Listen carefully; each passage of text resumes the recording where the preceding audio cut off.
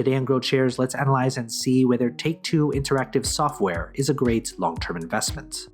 The company analysis is divided into three broad factors: the business, the stock, and the price. Furthermore, these three factors are subdivided into 14 metrics that give us the complete picture of the company. Each factor and each metric are given different weight, together adding up to 100% of the overall analysis. Each factor and each metric are then given a grade from 1 to 100, with 1 being a failed investment and 100 being extraordinary. When everything is put together, a final grade will be given, also from 1 to 100. Most companies that I'll analyze in this channel will hover around a grade of 50. Companies with a final grade of 81 or higher will be included in my Great Investments playlist.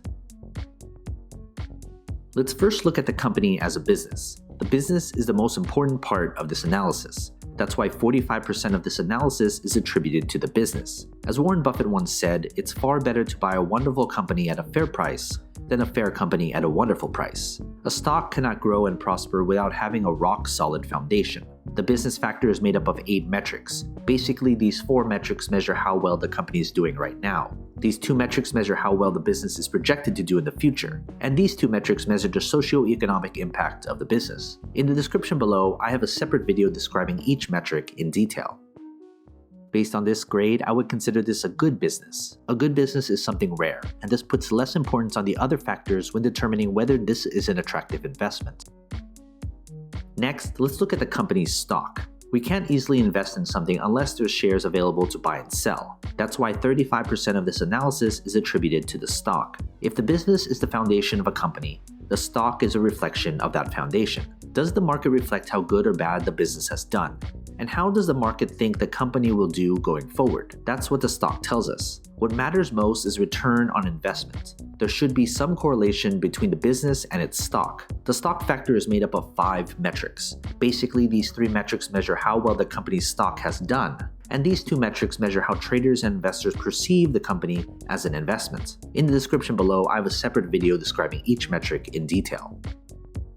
Based on this grade, I would consider this an average stock. Combine that with an average or better business, this should be a company on your watch list to see if further improvement can be made. Finally, let's look at the company's price. Price is what most investors look at when deciding whether to invest in a company or not. But price per share shouldn't be the most important consideration. That's why 20% of this analysis is attributed to the company's intrinsic value. There is a reason why a company's stock is undervalued or overvalued. An undervalued stock may be undervalued because it's simply a terrible business. And the other side is true as well. The price factor is made up of only 1 metric. Basically, the intrinsic value is the price per share at which the company's fundamentals align with its true value when compared to its current stock price. Based on this grade, I would consider the price to be overvalued. If you're looking solely at the price per share, this shouldn't be a company you should invest in. Now that we have everything calculated, let's figure out the company's final grade. If you want a database of the companies I've analyzed, consider becoming a subscriber to my Patreon. For only $2 a month, you'll gain access to my Google Sheets spreadsheet with all the grades for you to filter through.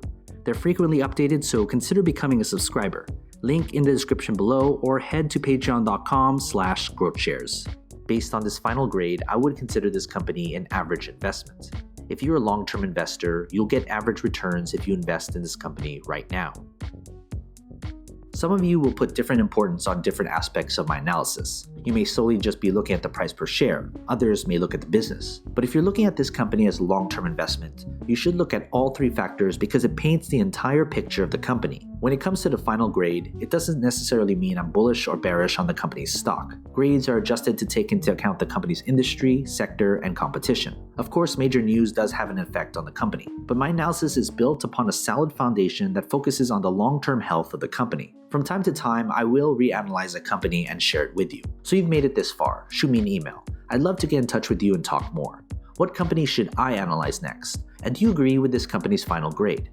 If you want me to analyze more companies, hit that like button, subscribe to my channel, and share this video with other investors. And as always, take care of your money.